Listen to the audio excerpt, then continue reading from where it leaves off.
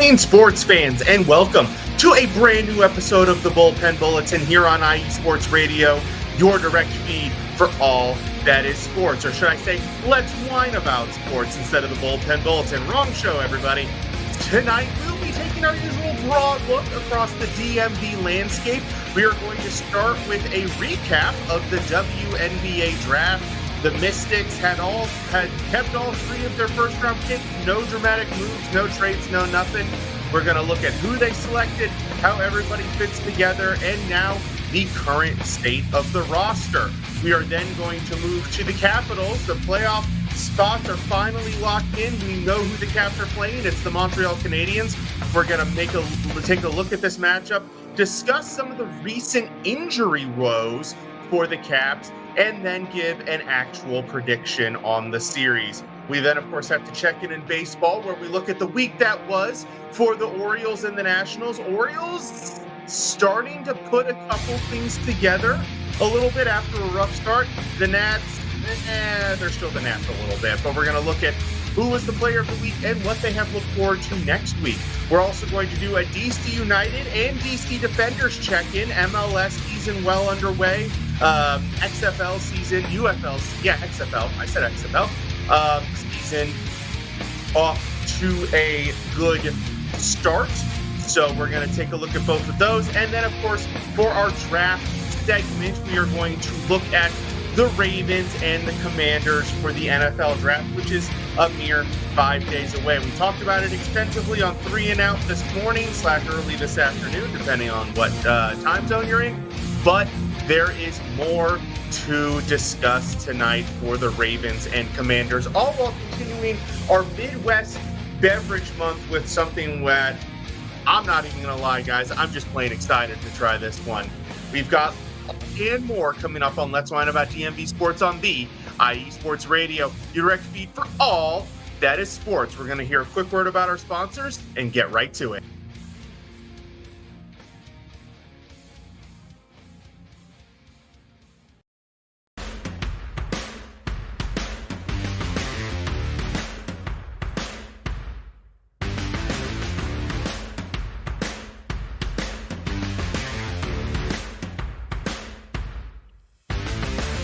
IE Sports Radio fans, this show is brought to you by Planet Jerky Premium Brisket Beef Jerky.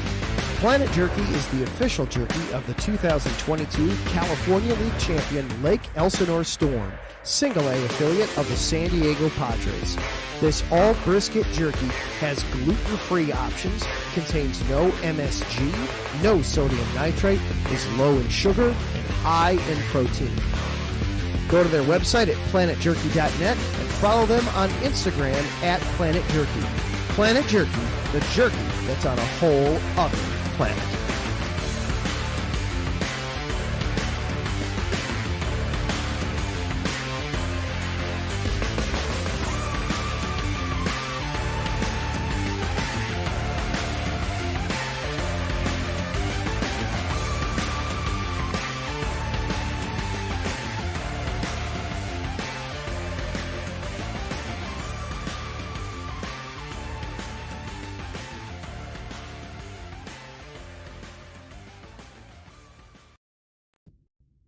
Rise and shine. It's 4 a.m. The stars are still out. The sun is beneath the horizon, but it's time to punch in and go to work. The comfort of your warm-ups turns into the grinding out of your reps as the clinking and the clanking of the plates create a symphony of euphoria. There's no other feeling like it. Earn it, burn it, and take what's yours. IE Sports Radio has proudly partnered with Vital Apparel, a brand that not only fits great, but also promotes and donates to mental health research. Use our code IESR to get 15% off their comfortable and inspiring gym wear and help them on their amazing journey to support mental health. Go hard, take part in your iron therapy, and be strong. Because when your mental health is as strong as you are, there's no telling how far you'll go.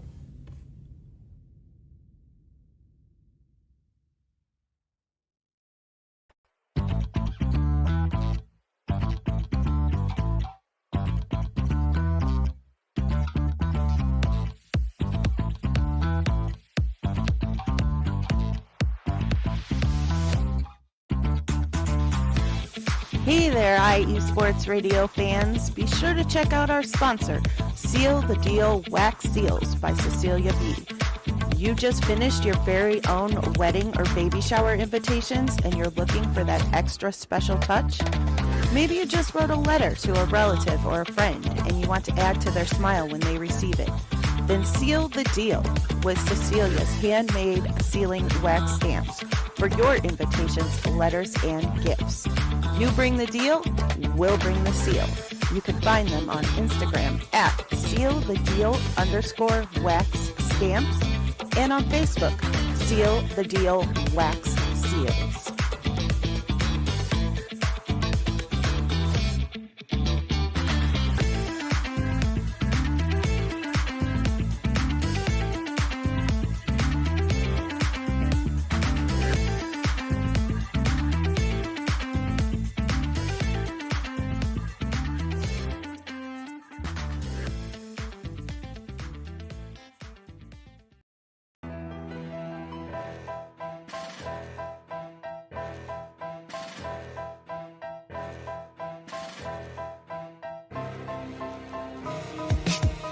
For the last 10 years, IE Sports Radio has been bringing you amazing content ranging from interviewing legendary athletes, coaches, and other authorized media personnel to building tailor-made shows dedicated to all major sports cities around the country. Make sure to follow us at IE Sports Radio on X, Instagram, Facebook, TikTok, and YouTube to keep up with the latest in sports and with all of our shows. Also, make sure to check out our daily updated website at iesportsradio.com. At iesportsradio.com, you can see our daily show schedule and check out all of our show pages with personal bios to learn a little bit more about each of our awesome hosts. In addition to our show pages, you can catch the IE Sports Radio blog, Hall of Fame, Fans of the Month page, and our merchandise shop including t-shirts, tank tops, caps, long sleeves, hoodies, and more.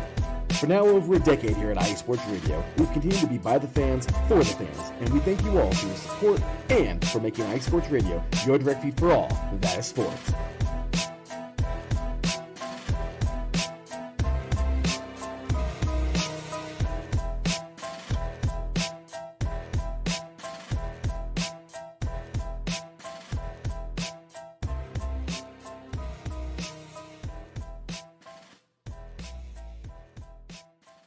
And welcome back to Let's Whine About DMV Sports here on IE Sports Radio, your direct feed for all that is sports. Once again, shout out to our sponsors, Planet Jerky Premium Brisket Beef Jerky. Jerky that's on a whole nother planet. Go to planetjerky.net and get yours today. Also, Vital Apparel, a brand that not only fits well, but donates money to mental health research, a very major topic in today's day and age. So do be sure to use code IESR, 15% off of your purchase today, and continue to support them as they continue to support mental health. And Seal the Deal Wax Seals, the perfect custom wax stamp to just take your special occasion, wedding, birthday, baby shower, big party, just take it over the top.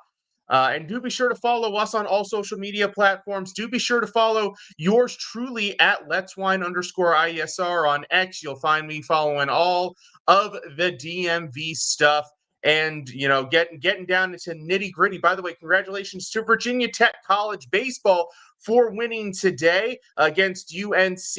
We will not get a chance to talk about college baseball or softball this week, unfortunately, but we will probably be able to get into it a little bit next week or the week after, especially the week after, because that will be right around the time for the College World Series, both men's and women's. So we'll be sure to get to them soon, but shout out to Virginia Tech baseball for the win today. We've got a ton of sports to get to, and I actually do mean that this week. I think we're covering like most of our teams, but we cannot continue on without, of course, talking about our beverage. Now, we are still in Midwest Beverage Month. We're actually going to be in there for 3 more weeks, even though we do jump into May. I actually have 3 beers left, And by the way, all of them are from the state of Michigan. No offense to the rest of the Midwest, but I did give a little explanation about why I couldn't really hit Wisconsin or Ohio very well. We've already done Indiana and Illinois. We covered them.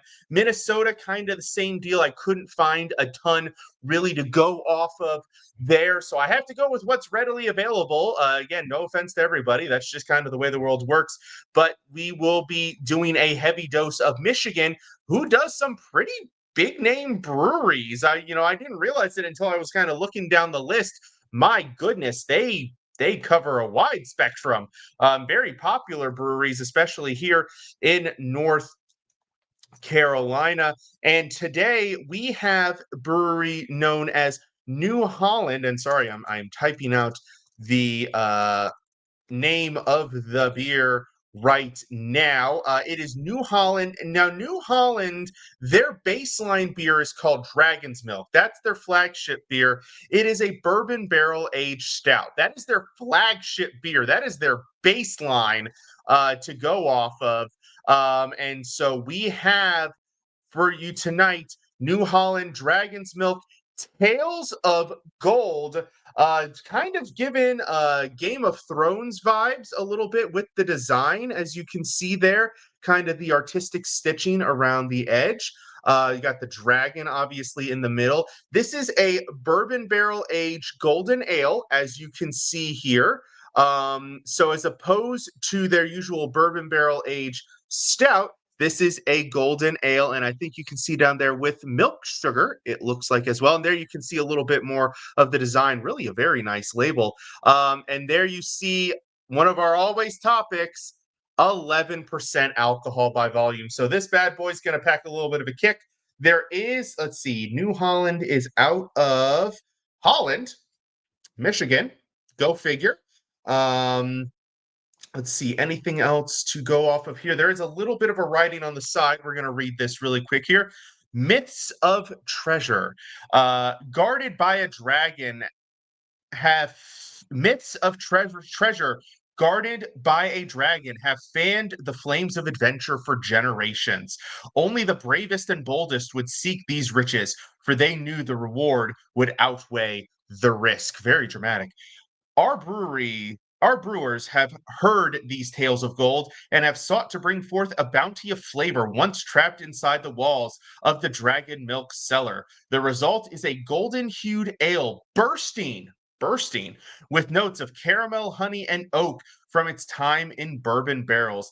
A light touch of sweetness is imparted through the addition of milk sugar, rounding out a truly legendary experience. So they are talking up a big game over there at New Holland with that description. And well, we're going to see it. By the way, shout out to Larry B jumping in the chat. Good evening, sir. I think this might be a beer for you, knowing your tastes in beers there. You like some of the denser stuff. Maybe not though. Maybe not with the golden ale. So we got to, of course, give it our pour here. And trying to get a little bit flush to get a little bit of a head going there, but not really much to work off of on that. A little bit there at the end there. So this is our bourbon barrel aged golden ale. Now I've seen plenty of bourbon barrel aged stouts, but golden ales a little bit less common, although bourbon barrel aged ales are probably second on the list here. So you look at that very deep gold color to that. Definitely looks like the gold a dragon would be guarding in a hoard. Let's give it a sniff. Ooh, that smells good. Kind of smells like almost kind of gives off kind of a Belgian ale type aroma to it. And you do get a little bit of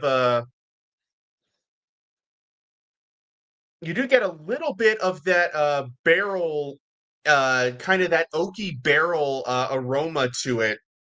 Almost kind of similar to if anybody has ever sniffed a cigar box a little bit. Kind of that woody, smoky aroma that you get. That one's coming off here. But of course, it looks great. It smells really good, although the pollen's kind of blocking my nose still a little bit here in North Carolina. But we, of course, have to give it the taste.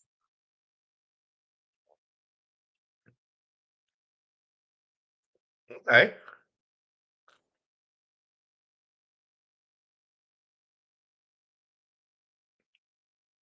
There is definitely some flavor going on there. I do get the caramel.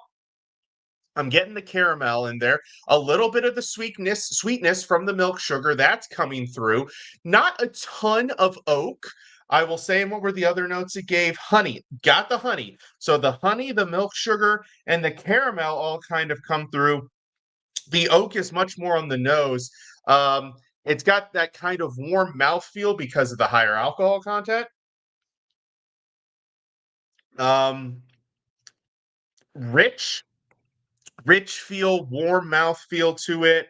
Um, the flavors linger after the finish for sure. It's a very tasty beer, very flavorful, a lot going on. You don't taste a lot of what people call kind of the beer flavored beer notes. You don't taste a lot of like the hoppiness, the maltiness, anything like that. You really do get the richness of the flavors as described on the bottle. Bursting, you might even be able to make that argument. I don't think they necessarily fell short. The only thing, like I said, I don't really get is as much of the oak as the other components, but the caramel's definitely there. The honey's definitely there. The slight sweetness from the milk sugar, that's definitely there.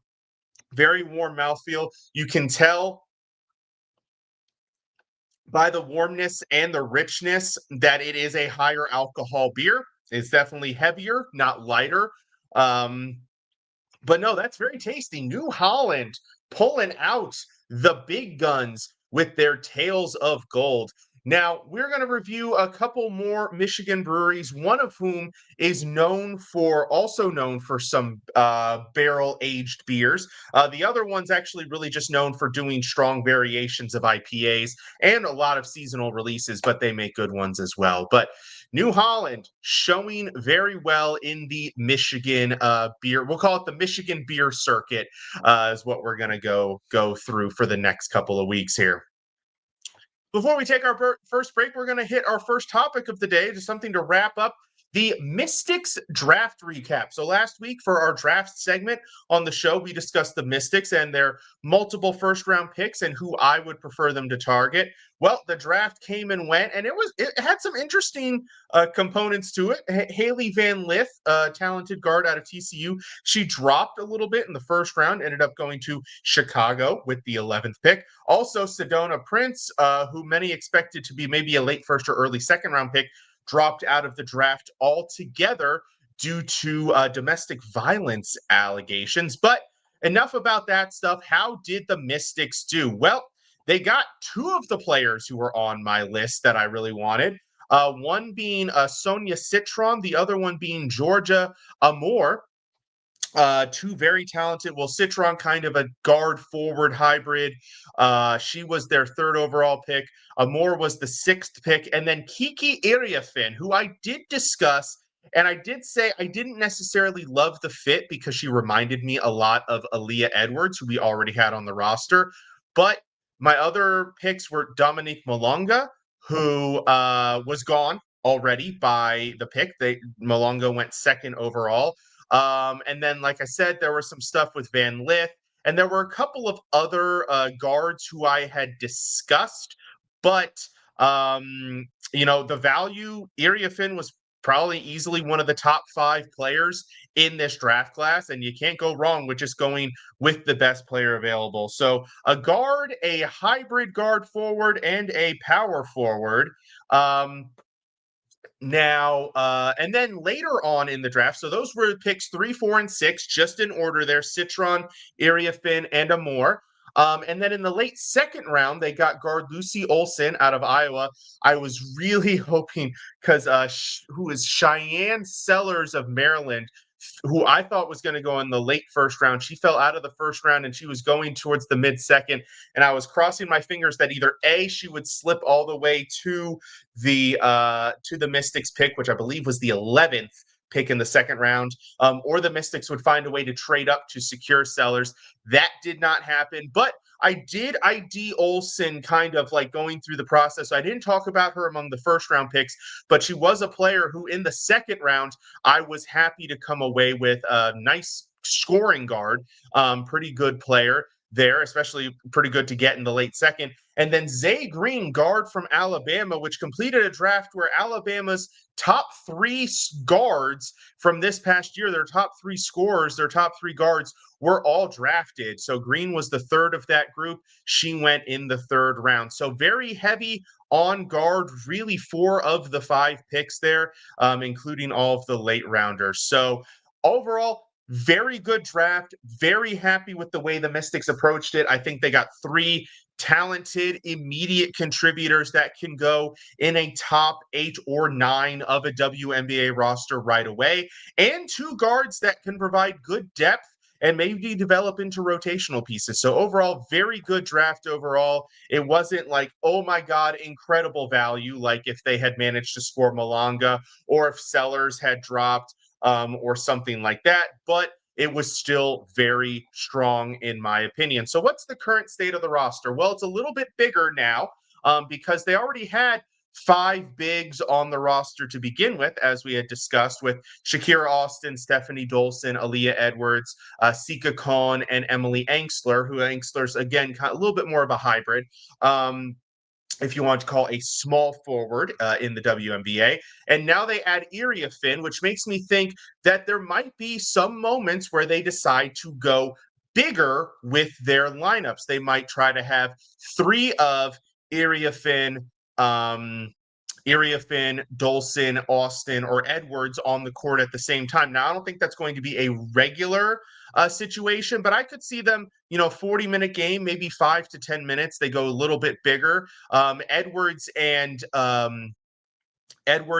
Iria Finn are both athletic, active, power forward type players. And Dolson has really good scoring range. So you could put her on the court and have her with that 3-point range, kind of with some of the others, allow them to keep some versatility and flexibility on the offense. Engstler, I think, almost exclusively moves to that small forward spot, which he will probably share with Citron. And then, like I said, some of the bigs are going to kind of bleed over into that as well. And then at guard, their top guards are going to be Brittany Sykes is going to be one of them for sure. Like I said, Citron might play guard, might play forward. We'll see how they decide to play it.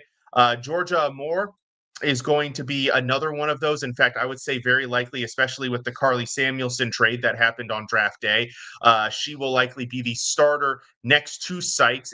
They might start the 3 rookies very early on. It might go Amore, Sykes, Citron, Iria Finn, and then Shakira Austin or Stephanie Dolson. Potentially, I could see them going with that lineup. But I think Amore's going to get a lot of playing time. Sykes, obviously, at guard. Citron's going to get a little bit of playing time at guard, depending on how they decide to play, if they decide to stick with the 3-guard lineup or kind of hybridize it a little bit. And then you've got Jade Melbourne right now, would be considered the top backup guard. I think her spot's pretty safe. And then you've got Lucy Olson, Zay Green, and Sug Sutton finishing off the guard group. Now, the team does currently have 13 players, and there are 12. Well, that's not including some training camp signings and roster invites that have happened over the past couple of days as well. But those are the main 13 you're going to be discussing. And I think the cut to get it down to 12 is going to be one of Olson, Green, or Sug Sutton. In fact, I would even expand that further and say it's going to be one of Sug Sutton or Zay Green. Now, I would personally love to see them keep all of the youngsters, all of the rookies on there, and just, develop this team, start it young, kind of like how the Wizards are doing with all of their young talent, and kind of use that same mold, because you'd have those 5, plus you'd have the second-year player, Aaliyah Edwards. You'd have Shakira Austin entering, I think, her 3rd season. Emily Engstler's young. Sika Khan is young. Really, the only 2 players you would have on this roster above the age of 25, to be precise, would be Dolson and Sykes. And honestly, I'm not against that formula. Let's just go super young and just go with the upside. That's my vote. We're going to take our first break. When we come back, we're going to dive into the rest of our pro sports teams. Do not go away. You're listening to Let's Whine About DMV Sports here on IE Sports Radio, your direct feed for all that is sports. Sports fans, do you like teams that are tough, cities that are tougher, and fan bases that are passionate about their teams? How about teams that are historic and stadiums that are iconic? Then you belong in Chicago, and you need to check out Chi-Town Weekly. Join me, Adam Kernick, every week as we keep up with all things Chicago sports. Bears, Bulls, Blackhawks, Cubs, White Sox. We'll cover them all, plus more. The Windy City is always buzzing, and we'll keep you up on all the big games and major stories. So tune in to Chi-Town Weekly every week right here on IE Sports Radio, your direct feed for all that is sports.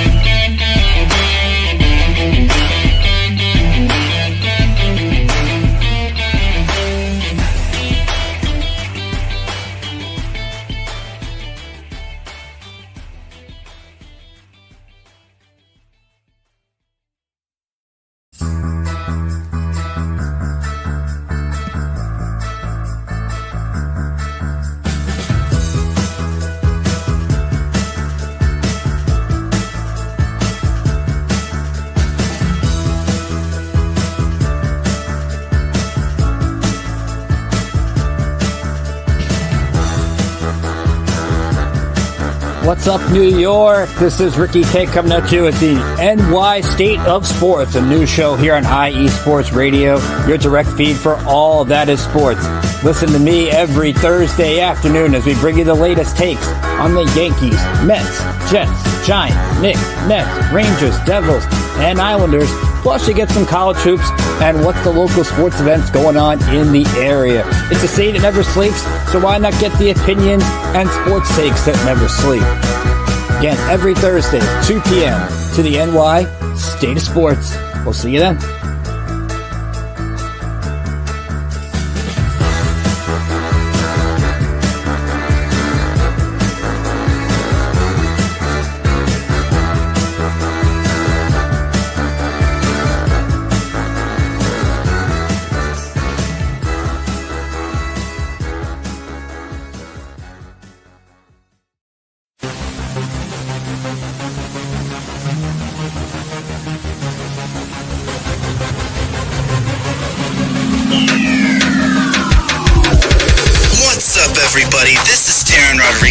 Are you a fan of volleyball? Are you a fan of Thunder Spikes? Then I have the show for you, Set Point, where I cover NCAA men's and women's volleyball, high school boys and girls volleyball, beach volleyball, and even professional volleyball. Catch the action every week here on IE Sports Radio, your direct feed for all that is sports.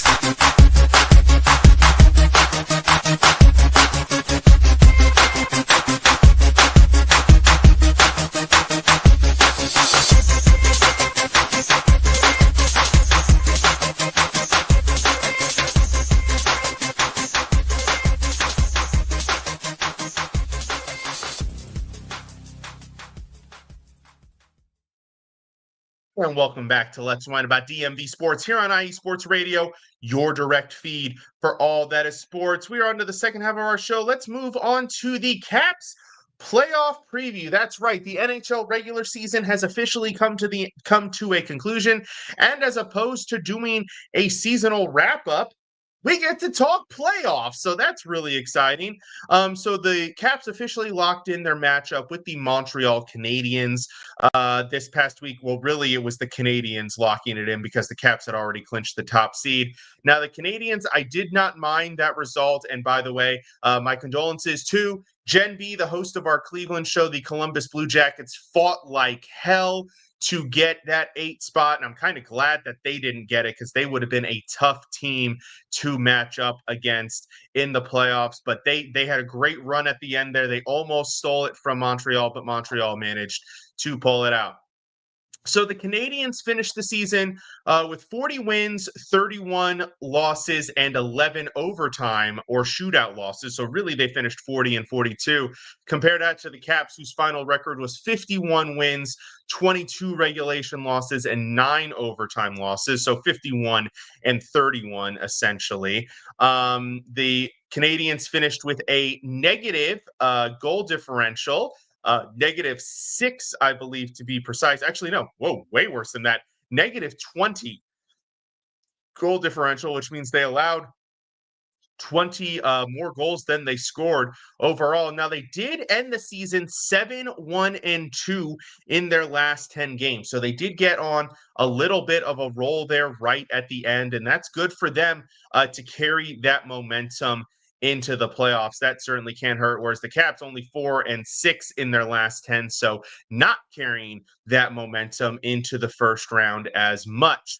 But let's take a look at the matchup here. Montreal's leading points generator was Nick Suzuki, who had 30 goals and 59 assists for a total of 89 points. Their leading goal scorer was Cole Caulfield, who had 37 goals. That's cute. And then their leading assist man was Lane Hudson, who had 60 assists, just one more than Suzuki. Their lead goaltender is, and I'm going to butcher this last name, but Sam Montebolt, who finished the year 37, 24, and 7. So basically, he won half of his games, so not terrible there. He finished 32nd in goals against average with a 2.82. For comparison, Logan Thompson, the main goalie for the Gaps, he finished 7th in goals against average with a 2.49. So on average, Montebolt averaged allowed 0.3 more goals per game. And he finished with a 902 save percentage, which is tied for 31st. Thompson, for example, finished with a 910, which was tied for 9th. So okay, not great goaltender. Not really much for them in terms of injuries, whereas the Caps do have some injuries. Defenseman Martin Favre is listed as day-to-day with an injury. Jen B jumping in the chat, thank you. Pulling for the Caps, yes, I will take all of the fans. Obviously, I'm pulling for the Caps as well, and pulling for Obi. Absolutely. Thank you for that shout out, Jen B. Always great to talk sports with Jen over there and her Cleveland diehard fandom. But yes, Martin Favre's second line defender is day to day with an injury. He might be back by the first game, but if not, they will move Martin Roy up to the second line to pair with Jacob Chekrun. And then it looks like either Alexander Alexiev or Dylan McElrath will get the third D line spot next to Trevor Van Riemsdyk. Alieksei Protas is out with an injury. He will not be in for the first couple of games, might be out for the first series here. That will bump some guys up in the order. I saw Anthony Bouvier was getting first line reps with Ovechkin and Strome in practice, so that might be a fair thing. That keeps their prominent second line of Pierre-Luc Dubois, Tom Wilson, and Connor McMichael intact, which I think the team would prefer to do as opposed to shuffling multiple lines. Just shuffle two, as Bouvier, I think, had been mostly with the third line, which will have Ryan Leonard holding that spot down with Lars Eller, and then I believe either Andrew Mangiapane manning the third line there. And then Logan Thompson's day-to-day, but he was not injured in the recent practice, so I think he will be good to go. Favre might miss a game or two. Protas might miss the first series. So overall, Washington, you look at the numbers compared to Montreal, they outscore them by about half a goal a game. They give up on average about 0.4 fewer goals per game. So overall, pretty much a 1-goal difference in the plus-minus area. The Caps have a better power play percentage. They have a better penalty kill percentage. The numbers across the board favor the Caps. I am concerned about the momentum leading into the playoffs. However, the Caps, the last 2 weeks were so weird with the Ovechkin record chase, and B, with clinching the East so early. They basically had 3 games to just kind of do whatever. So it wouldn't surprise me if maybe early on there were a couple of stumbles, but in terms of my prediction, I do have the Caps winning this one. I'm going to say in 6 games. Like I said, I think it might be kind of a rough start, but I think once the Caps generate some momentum, especially once Favory's back and fully going with a fully healthy Thompson, once that gets going, I think this team will be able to get the job done against the Canadiens in round 1. Now, whether they would have a good matchup in their second round, which would be one of the Devils or the Hurricanes, kind of to be determined. But for right now, they only have the Canadiens in front of him. I think it's a favorable matchup. And like I said, I think they win this one in 6. And we'll be keeping a very close eye on this. First game is on Monday in DC. So go Caps. Moving on over to baseball, let's take a look at the weeks that were for both the Orioles and the Nats. The Orioles went 3-3 this week, a little bit better. They did lose the rubber match against, I am blanking on the team they play, the Blue Jays. They did lose the rubber match against the Blue Jays in 10 innings. That was a rough one. I really would have liked to see them pull that one out. They had a chance to do it, but the bullpen kind of botched that one, which sucked. And then they lost their first game of the series against Cleveland, but then managed to come back and win the second 2 in that one. So that was really strong. And then so far they have split their series against the Cincinnati Reds. Yesterday was not the greatest showing. Cade Povich kind of got roughed up. The bullpen, by the way, I got to shout out the trio of Stephen Blewett, who unfortunately had to get DFA to make room for Brandon Young coming up today. But Stephen Blewett, which is just a great last name, Matt Bauman, and Cionel Perez combined for 5 2/3 innings, gave up 1 unearned run yesterday. So a phenomenal performance by them. The bullpen was a little bit more shaky tonight. They actually ended up having to use several guys in the win today, but they did pull out the win thanks to an incredible offensive performance, especially a late surge in production. Chenby, those was supposed to be easy wins. No, ma'am. No, ma'am. Sometimes they just get it going, especially when Gunnar Henderson gets it going. That is often the key. Player of the week. This one, I had a couple of debates because Gunnar Henderson, like I said, had a really strong week. Ramon Laureano had a fantastic game today. So he was really good. Cedric Mullins continues to play well. Ryan O'Hearn continues to play well. But there was one guy who I had to shout out because his performance could not have been more significant on the week, and that is starting pitcher Tomoyuki Sugano, who in the rubber match against Cleveland on Thursday, after what has been a very rough stretch for the Orioles starting pitching, not a lot of great starts, comes out there and pitches 7 innings, only gives up 2 runs, only throws 87 pitches as well. Heck, tried him for the 8th, maybe, I don't know, but I kind of get it. But yes, absolutely stellar performance. It was only the second quality start by a pitcher not named Zach Eflin for the Orioles this year. It allowed them to save the bullpen. That plus their ability to get what they could get out of the trio last night allowed them to have all of the arms basically available today, and they ended up needing a lot of them, unfortunately. But nonetheless, excellent performance for Sugano to be able to put that one away. And like I said, it could not have come at a better time after a stretch where Orioles starting pitchers had been struggling to get quality starts. Dean Kramer had almost had a quality start the night before. He couldn't quite get it to 6. He got 5 1/3, only giving up 1 run, but a very good performance from him as well. But Sugano, fantastic effort from him on Thursday. And the Orioles needed that badly. Now for this upcoming week, they have the rubber match against Cincinnati tomorrow with Charlie Morton on the mound. The only saving grace I have is that the Reds, I don't think they know who they have starting because I think their scheduled starter is ill.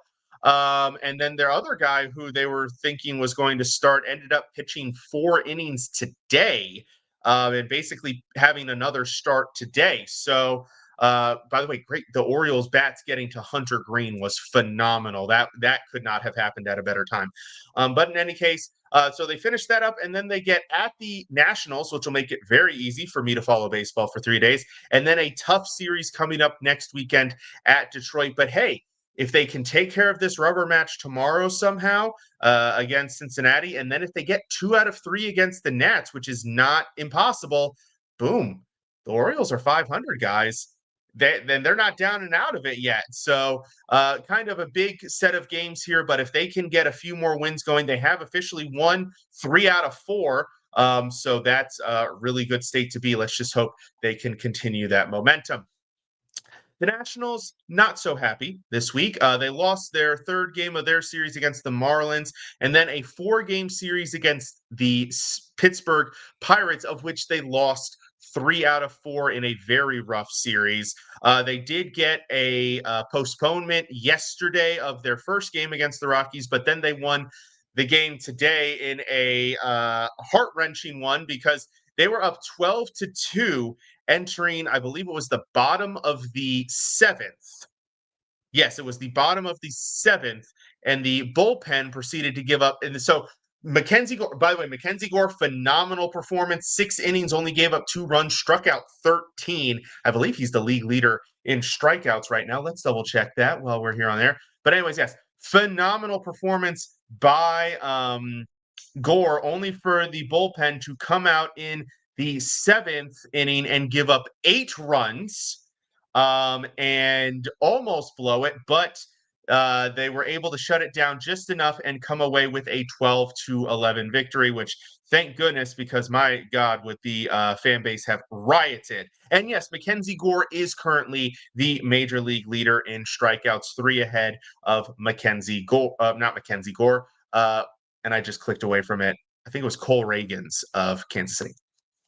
But yes, they did pull out the heart-stopping victory today. Player of the week. This was a tough one because it was kind of a crappy week. Even their 1 win against Pittsburgh was really bad. Not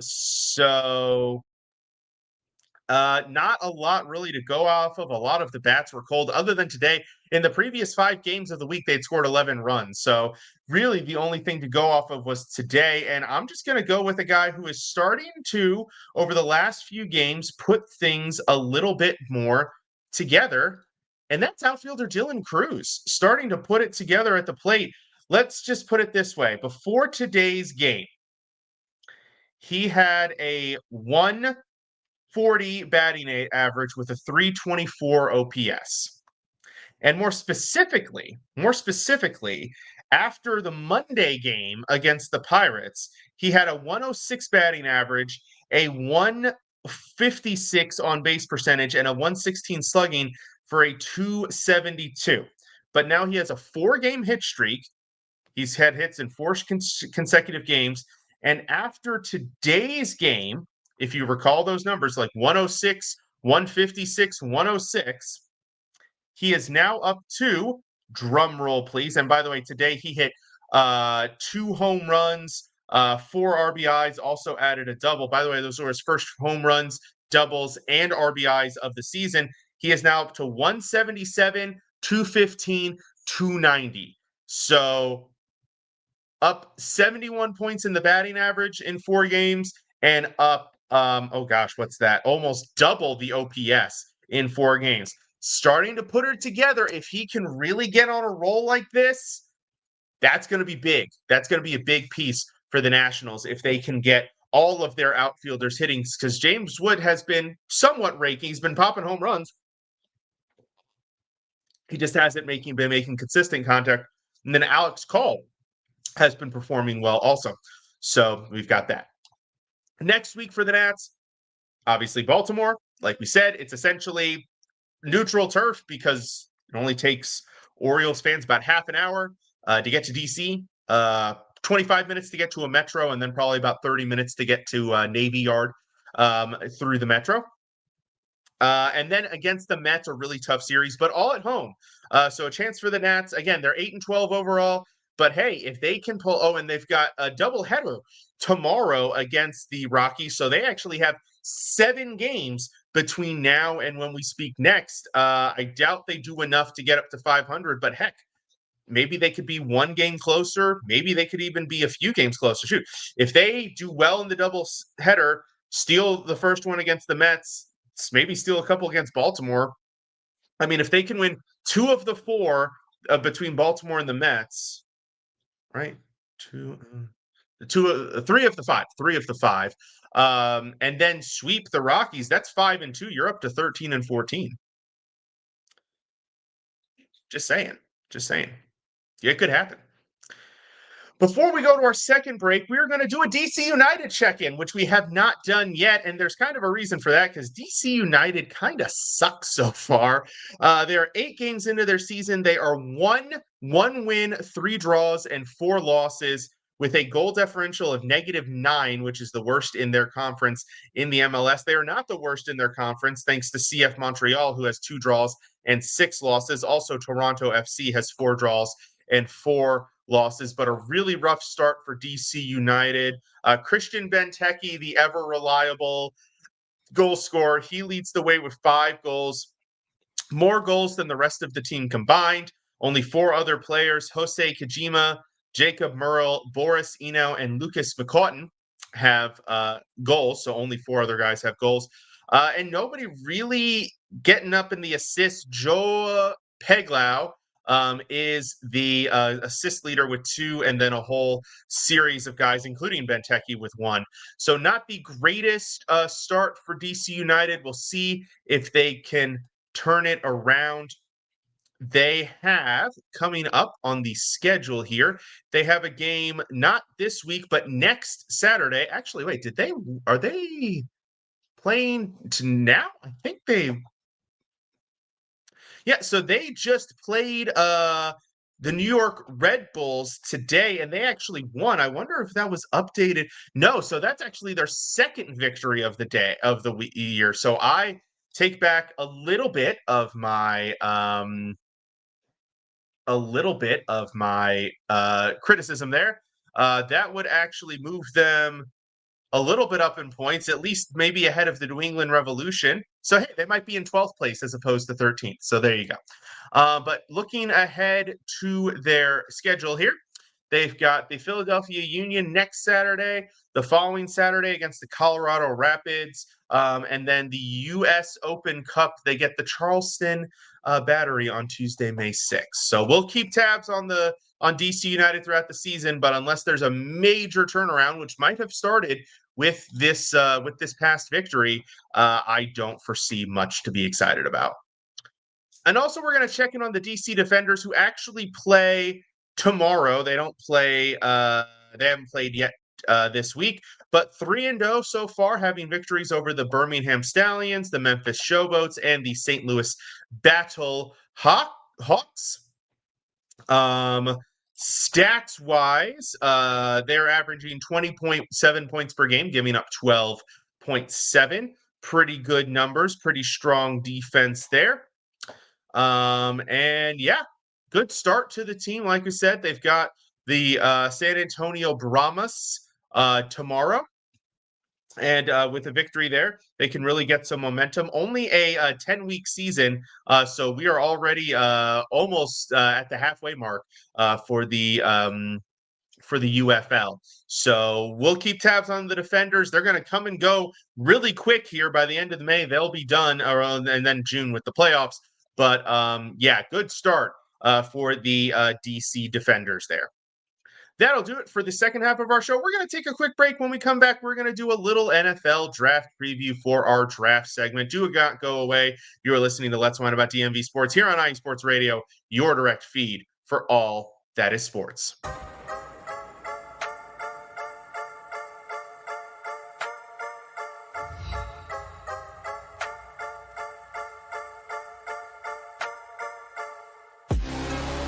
What's up, Wisconsin sports fans? I'm Dan, diehard Baholic, host of the Wisconsin Whistle. Check us out every Wednesday at 6 p.m. Central, 7 Eastern, 4 Pacific. We're talking Green Bay Packers, Milwaukee Brewers, Milwaukee Bucks, Marquette basketball, Wisconsin football and basketball. and all Wisconsin sports. Don't miss us each week, Wednesdays, 6 p.m. on IE Sports Radio, your direct feed for all that is sports.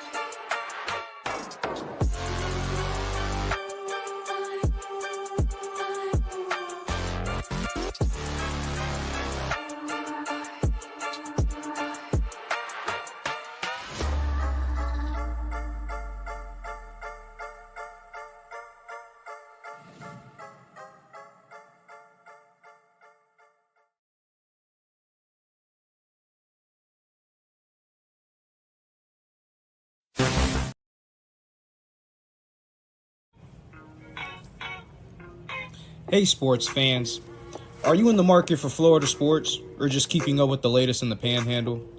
Palm Tree Sports is a dedicated audio hub to all things sports in the Sunshine State. We cover current events, big news, heavily favored opinions all across the NFL, NBA, MLB, and so much more.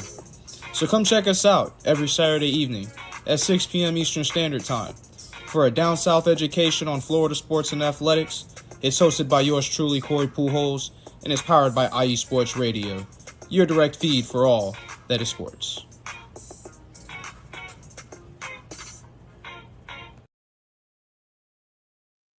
And welcome back to Let's Wine About DMV Sports here on IE Sports Radio, your direct feed for all that is sports. We are entering our final segment of show, which, as has now been established, is the draft segment. And of course, with the NFL draft coming up on Thursday, you gotta know that this is the one. This will be our draft segment this week, and then recapping it will be the draft segment next week. That'll cover 2 weeks for us and get us into May, where we will not have to, that's a really rough way to put it. That's a very rude way to put it. Look to the NHL, NBA, and MLB, which will have to cover, and this part is have to cover the next 2.5 months of the segment. Maybe we'll drop it here and there. Who knows? But let's start with the Commanders' needs, picks, and hopes. They did a great job of addressing a lot of their needs this offseason through trades, likely. As a result, they only have 5 picks. They have a first, second, fourth, sixth, and seventh rounder, and really only 3 of those are what I would describe as impactful picks. And really, looking at the surface, I mean, they have minor needs at corner. Minor need at corner. They don't need a quarterback. You could argue O-line, maybe, but they have good depth, and they re-signed some guys, and they traded for Laramie Tunsil. Yes, Sam Cosmi is going to start the year injured, but I think they did a lot of good work there. But O-line and interior D-line are arguable. But running back, I think, is definitely going to be on most people's short list.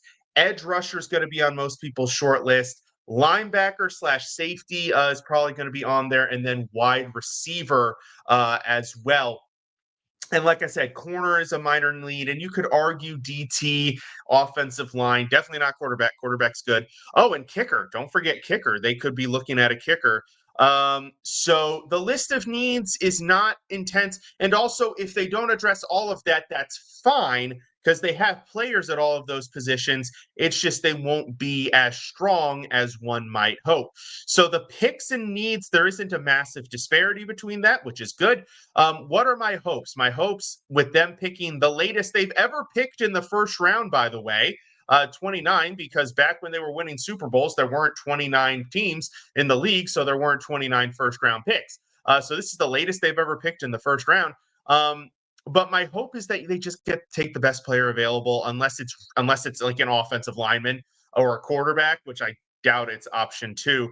But I mean, if the best player available is a running back, hell, if Omarion Hampton slits to 29, I need them to run up to the podium to get that pick in. Or if it's a wide receiver like an Emeka Egbuka, Matthew Golden, Luther Burden, I'm good there. I'm good with those. If it's a good edge rusher, like if one of the top guys like a Michael Williams or a James Pierce or a Mike Green fall, I'm good there. Shoot, even Donovan, and I'm going to try this because I did it well earlier, Izuruwaku out of Boston College. I would be okay with that pick. Nick Eamon Warrior or Malachi Starks, I'd be good there. Heck, if there's a really good corner like a Jade Barron or a Maxwell Hairston. I'd be good with any of those. Just take the best player available as long as it's at least in the realm of a spot of need. Tyler Booker, if Tyler Booker's there, I would completely overlook what I've said about the offensive guard spot and say, yes, absolutely. Take him for sure. But the Commanders, it's going to be a simpler draft, a more straightforward draft. Maybe they might even trade back out of the first round just to recoup some of their missing capital. 6 picks is going to be better than 5 at the end of the day, even if one of them's not a first rounder. So not super high expectations, just get the best player available and try to fill in just a few of these remaining gaps. Would love 2 players I would love, and they're not going to be first or second round. I don't know how they would get them. By Shul 210 out of Virginia Tech for a running back, and Ty Felton out of Maryland for a wide receiver. Love the local connection. Love both of those talents. I would love it if they got those 2 guys, maybe with the 4th and 6th round picks. Or if they trade back and then they have 2 4th round picks, would love for those 2 to be the 2 4th round picks. I think that would be phenomenal and solve both of those areas quite well. The Ravens, it's going to be a little bit more complex because their needs list is much longer. I think very much everything outside of, for real, Larry says, for real, sir, for real, indeed. Basically everything outside of quarterback at this point could be on the list. People are arguing running back. I would prefer no, so maybe I'll take running back off of my list as well. Wide receiver could be on the list. Tight end, especially depending on how they approach Mark Andrews' situation, that would be on the list. Offensive line, I'm going to say, is on the list for sure. Defensive line, linebacker, edge rusher, safety, corner. All the levels of the defense are definitely on the picks as well. So lots of needs, but lots of picks. 11 picks. Now, most of them are later. 8 of the 11 are on day 3. 2 4th rounders, 1 5th, 3 6s, and a 7. Now, I would like to see them do some trading around, especially if they have a trade centered around 2 guys who I've argued that they should be looking into trading, one of whom is Mark Andrews, the tight end, for the reasons if you've been following the media. High salary, had a rough end to the season. Also, they have Isaiah Likely at tight end and Charlie Kolar, so they don't necessarily need a Mark Andrews, so there's an argument there. But also, offensive guard Daniel Fa'alele, I think his value for the Ravens is as high as it's going to get. This is the type of player that the Ravens do not re-sign in free agency, okay? This is the type of player that they traditionally let walk. They usually he's entering the last year of his rookie deal. They're very unlikely to re-sign him. And he just received votes for the Pro Bowl. He was a Pro Bowl alternate, which I don't know if he ever becomes more than a Pro Bowl alternate. So I think his value's at an all-time high. He's at a very good contract rate. Somebody could trade for him with a 1-year deal. And if they could do that, like let's say they trade Fa'alele and the 7th for a 4th or a 5th, that's a great deal because they get immediate value as opposed to he plays out this year, leads in free agency next year, gets a contract, and then the following year they get a comp pick, maybe a 5th, 4th, maybe a 5th then. I'd rather get the 5th now in a swap on draft night. And then Andrews, same thing with a swap. So I'd like to see them using some swaps with some of these guys to turn those later picks into more mid-round picks. But the hopes are that they don't target. I hope they don't target a running back, particularly, especially in the late rounds, because like they just drafted Rasheen Ali last year. They just signed Justice Hill to an extension. They still have Keaton Mitchell. They still have Derrick Henry. Where is an extra running back going to go unless 2 of these guys are injured, which let's hope not, entering the regular season. But other than that, what are my hopes? My hopes are that's my hope. My hopes were the trades. I hope that they are aggressive with the trades. I hope that they are realistic with some of these guys that I don't think necessarily have futures on this roster, and they get the value now and turn some of those late picks into mid-round picks and really start to address these needs because they need some depth on the defensive line. I also hope that they take advantage of the fact that they scored with Roger Rosengarten in the second round last year. They brought back Ronnie Stanley. They've solidified the tackle spots. They have an elite center in Tyler Linderbaum.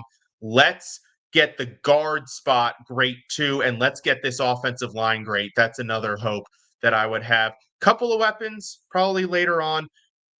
Strengthen the guard spots and then bolster this defense, which has the studs. Kyle Hamilton, Marlon Humphrey, Roquan Smith, who else? Kyle Van Noy, Justin Matabuke. They've got the studs. Now they just need to supplement by filling in the remaining pieces. And then, of course, as always, my 5 things to watch. Every year I go over this. There are 5 instances, 5 cases that almost always happen.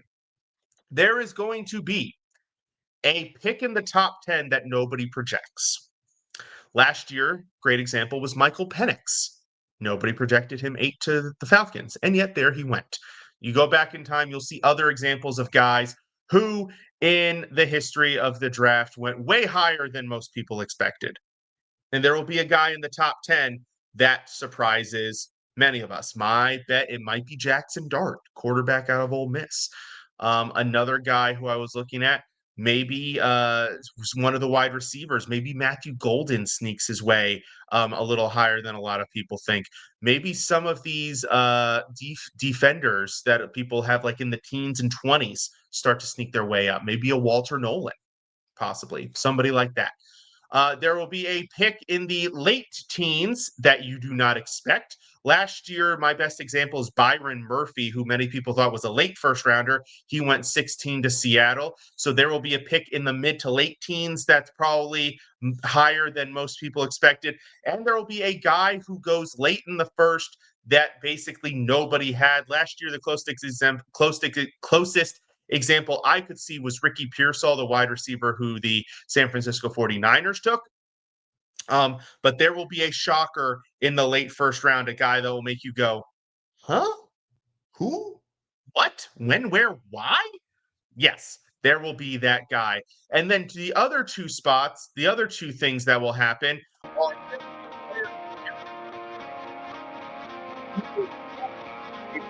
teens, maybe to the early 20s. Last year it was every defensive player because everybody had at least one defensive player in the top 10 and they all slid to the late teens.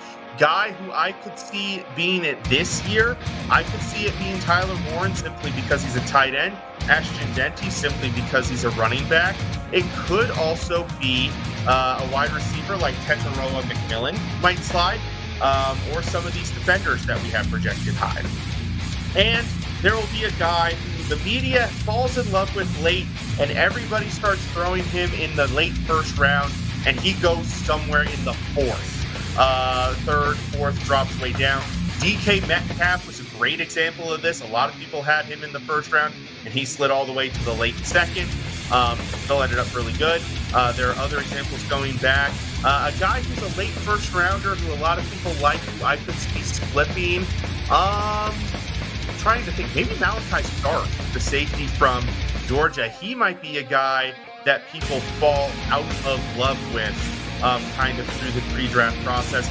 Maybe some of these offensive linemen, maybe Josh Simmons because of the injury. The injury really scares some people off.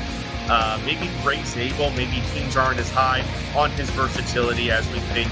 We shall see. But ultimately, I am very excited for the draft. It is one of my favorite days of the year. I will be glued to my TV from about 8:15 until whenever I fall asleep, and then subsequently on Friday starting at 6 o'clock. So that's where I will be.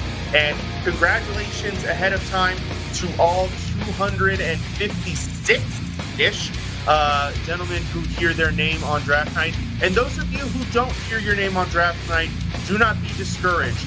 All you need is a chance. Get into camp and give them a reason to not cut you. Make it really hard for them to part ways with you. As long as you get that call, you have an opportunity. That will do it for tonight's show. Thank you to everybody who tuned in. Once again, shout out to our sponsors, Planet Jerky Premium Brisket Beef Jerky, Vital Apparel on their journey to support mental health, and Seal the Deal Wax Seals Custom Wax Stamps. Follow us on all social media platforms, X, Instagram, Facebook, TikTok, and YouTube. Also, check out the website for the blog, The show pages, our merchandise, and so much more. Do be sure to follow yours truly on X at @Let'sWine_ISR. And of course, this is my prime time to remind everybody of the show's main message, which is please drink responsibly. Do not drink and drive. One of my favorite social media posts regarding this topic is that you can afford an Uber or a taxi before you can afford a DUI. So please drink responsibly. Do not drink and drive. It is simply not worth it. We'll be back next week to discuss more DMV sports. We still got tons of baseball. We're going to recap the NFL draft. We've got hockey playoffs, and we still have those Defenders and DC United to talk about as well. Maybe we'll get some college baseball and some college softball in there as well. Once again, thank you all for tuning in. This has been Mike Patt for Let's Whine About DMV Sports on the IE Sports Radio, your direct feed for all that is sports. Have a great week. We'll see you next time.